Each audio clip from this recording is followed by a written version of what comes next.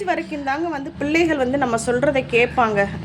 ஒரு ஸ்டேஜுக்கு அப்புறமா அவங்க வெளி உலகத்துக்கு போனதுக்கப்புறமா அவங்க என்ன பண்ணுறாங்கங்கிறது வந்து நமக்கு தெரியாது. நம்ம வீட்டில் இருக்கிற வரைக்கும் தான் நம்மளால் வந்து கண்ட்ரோலில் வச்சிக்க முடியும்.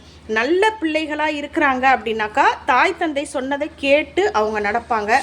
இல்லை இது என்னடா அம்மா அப்பா என்ன சொல்கிறது நம்ம வந்து பார்த்துக்கலாம் அப்படின்னாக்கா வெளியில் போயிட்டு மொக்கை வாங்கிட்டு தான் வரணும்.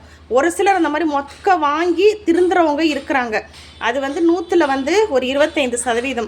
கொஞ்சம் பேர் என்ன பண்ணுறாங்கனாக்கா நீங்கள் என்ன சொல்கிறது நான் என்ன பண்ணுறதுன்னு சொல்லிட்டு அவங்களோட லைஃப் ஸ்டைலே வந்து மாறி போயிடுது. அப்படி தான் நான் சொல்லுவேன். இது வந்து ஆண் பிள்ளையாக இருந்தாலும் சரி பெண் பிள்ளைகளாக இருந்தாலுமே சரி 2 பேருக்கான பதிவு தான் இந்த பதிவு வந்து பார்த்திங்கனாக்கா.